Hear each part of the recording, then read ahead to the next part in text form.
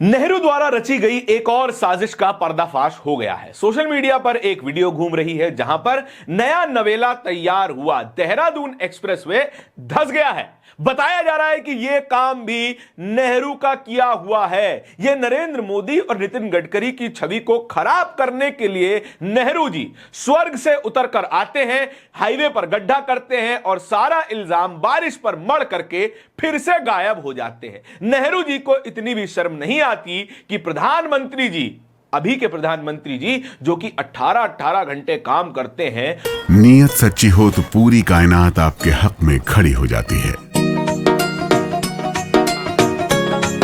ਮਾਨ ਸਰਕਾਰ ਨੇ ਨਹਿਰੀ ਪਾਣੀ ਦੀ ਸਮੱਸਿਆ ਨੂੰ ਨਜਿੱਠਣ ਵਾਸਤੇ ਬਹੁਤ ਵਧੀਆ ਕੰਮ ਕੀਤੇ ਆ। ਸਾਡੇ ਖੇਤਾਂ ਨੂੰ ਪਾਣੀ ਪੂਰਾ ਲੱਗਣ ਲੱਗ ਪਿਆ ਜੀ। माझा, मालवा, दुआबा और पुआध के इलाके दुआएं दे रहे हैं। ਮਾਨ ਸਰਕਾਰ ਦਾ ਬਹੁਤ-ਬਹੁਤ ਧੰਨਵਾਦ ਕਰਦੇ ਹਾਂ। ਇਸ ਜੂਨ ਜੁਲਾਈ ਜਦੋਂ ਝੋਨੇ ਦੀ ਫਸਲ ਹੋਊਗੀ ਇਹ 85% ਤੇ ਪਹੁੰਚ ਜਾਣਗੇ। उनके तमाम मंत्रीगण हाईवे पर गाड़ी दौड़ा करके टेस्टिंग करते हैं और उसके बावजूद भी किए कराए पर पानी फेरने के लिए नेहरू जी अपनी निद्रा से उठ करके आते हैं, गड्ढा करते हैं, फरार हो जाते हैं। आखिर ये नेहरू जी को पकड़ा कब जाएगा? ये खबर कहां से आ रही है? 12,000 करोड़ में बना हुआ दिल्ली देहरादून एक्सप्रेसवे अपने बनने के 79 दिनों बाद ही धंस गया। एक गाड़ी का एक्सीडेंट भी हुआ जिसमें उसकी गनीमत है कि गाड़ी का केवल टायर डैमेज हुआ और वो लोग वहीं पर खड़े हो गए। बाकी लोगों को बताने लगे कि यहां पर गड्ढा है, यहां से गाड़ी मत निकालिए, और यह खबर फैलाई जा रही है। बताइए, 12,000 करोड़ ही तो खर्च हुए हैं। क्या फर्क पड़ता है कि 12,000 करोड़ में बना हुआ हाईवे 12 महीने भी नहीं चला? क्या फर्क पड़ता है कि हजारों करोड़ रुपया जिन हाईवेज को बनाने के लिए खर्च हो रहा है वो पहली बारिश भी बर्दाश्त नहीं कर पा रहे हैं? यह केवल इकलौता हाईवे नहीं है जिसकी यह हालत है। फिलहाल के लिए सूरत से भी ऐसी खबरें आ रही हैं जहां पर एक्सप्रेसवे धंस जा रहे हैं। दिल्ली मुंबई एक्सप्रेसवे जो कि वो भी नया नवेला शुरू हुआ है, उसकी भी खबरें कुछ ऐसी ही निकल करके आ रही हैं। मैं तो कह रहा हूं कि नेहरू जी को पकड़ा जाए और जेल में ठोक दिया जाए ताकि इनको समझ में तो आए कि देश की मेहनत पर पानी फेरना कितना बुरा लगता है।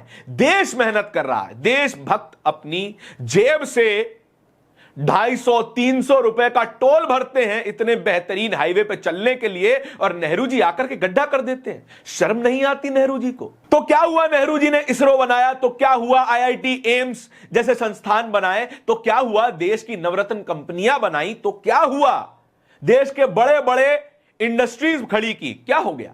आज आकर जो आप नरेंद्र मोदी की हुई मेहनत पर पानी फेर रहे हो, इथेनॉल ब्लेंडेड पेट्रोल डलवाकर जो गाड़ियां उस पर दौड़ रही हैं, टोल भर रही हैं, आप वो तमाम पैसे को बर्बाद कर रहे हो। लोग तो ये भी कहने लगे हैं कि नितिन गडकरी साहब को इन हाईवेज की मजबूती बढ़ाने के लिए, इन हाईवेज की एफिशिएंसी बढ़ाने के लिए सीमेंट में भी एथेनॉल मिलाना शुरू कर देना चाहिए। 20 या 25% नहीं, सीधा 99% ब्लेंडेड कंक्रीट से हाईवेज बनाइए ताकि लॉन्ग लास्टिंग चले, ताकि ये सालों साल टिके रहे। आपने इथेनॉल नहीं मिलाया ना, इसीलिए ये खराब चल रहे हैं। भाई साहब, कब तक नेहरू के ऊपर तमाम गलतियों का ठीकरा फोड़ते रहोगे? कब तक कहते रहोगे कि आज सवाल उठा रहे हो, तब सवाल क्यों नहीं उठाया? हम नेहरू के जमाने में पैदा भी नहीं हुए थे। नेहरू जी की अगर पैदा हुए होते तो नेहरू जी की गलतियों पर भी सवाल उठाते। आज आपके पास सरकारी पैसा है, आप कह रहे हैं ना कि 12 से 13,000 करोड़ में आपने एक हाईवे बनाया जो कि केवल और केवल 80 दिन के भीतर ही बर्बाद हो गया। सोचिए, जिस गाड़ी का एक्सीडेंट हुआ है, अगर वो स्थिति और खराब होती तो, लोग मारे जाते तो क्या होता? क्या नितिन गडकरी इसकी जिम्मेदारी लेते? नहीं लेते। भाई साहब, देश का एजुकेशन मिनिस्टर एजुकेशन की गड़बड़ियों में जिम्मेदारी नहीं लेता। देश का petroleum minister, road transport minister ethanol blending की जिम्मेदारी नहीं लेता, खराब हाईवेज की जिम्मेदारी नहीं लेता, तो उम्मीद किससे की जाए? क्या नेहरू को दोबारा बुला करके उन्हें फांसी पर चढ़ा दिया जाए, तब जाकर के शांति मिलेगी भाजपाइयों को और देश का पैसा खाना बंद करेंगे? तमाम लोग, तमाम पत्रकार देश में जो हाईवे गड्ढे में तब्दील होते जा रहे हैं उनके बारे में लिख रहे हैं, खबरें शेयर कर रहे हैं। सबसे पहले शुरू करते हैं वरिष्ठ पत्रकार राजदीप सरदेसाई से। राजदीप सरदेसाई ने एक वीडियो शेयर किया है जहां पर एक हाईवे पे पूरा का पूरा ट्रक धंसा हुआ है। ट्रक क्या लिख रहे हैं? स्मार्ट सिटी और sinking city. A newly built road in Surat collapses, swallowed a water tank. Every monsoon exposes the same story. Poor construction, zero accountability, and public money literally sinking into the potted ground. While government give us audit of where this smart city fund went, और same question can't be asked. सही बात है, एक ही सवाल हम जैसे पत्रकार पूछते पूछते भी थक जाते हैं, जनता पूछते हुए थक जाती है, लेकिन वोट डालने का जब समय आता है तब नरेंद्र मोदी के नाम पर बटन दबा के आ जाते हैं। तो झेलिए 13,000 करोड़ के बेहतरीन, 12,000 करोड़ के बेहतरीन हाईवेज। इसके अलावा सुप्रिया सुनेत ने भी एक वीडियो शेयर किया है। बताया जा रहा है कि यह वीडियो दिल्ली मुंबई एक्सप्रेसवे का है।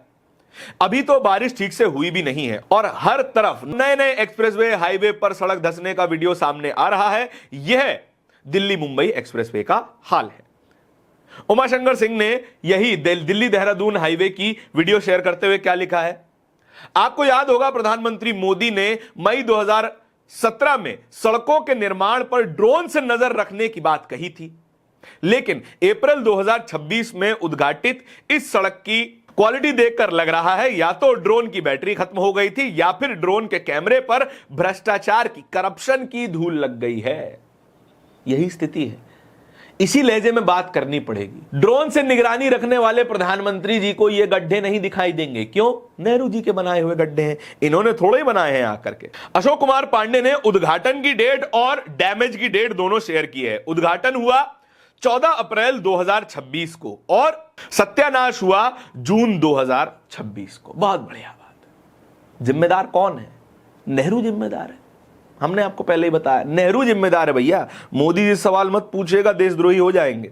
और नितिन गडकरी जब रोड क्वालिटी की बात करते हैं तो कहते हैं कौन माई का लाल है जो बता दे कि सड़कों की क्वालिटी में दिक्कत है। कोई माई का लाल नहीं सर, आपके सामने कौन बोल सकता है? आपसे सवाल पूछेंगे तो आप देशद्रोही बता देंगे, और हम देशद्रोही होना नहीं चाहते हैं। तो इसीलिए स्वीकार कर चुके हैं कि नेहरू की गलती है। नेहरू ही स्वर्ग से उतर करके आए हैं, नेहरू ने ही फावड़ा कुदाल चला करके रातों रात यह गड्ढा खोद दिया है और बारिश के ऊपर इल्जाम डाल दिया। मान लिया।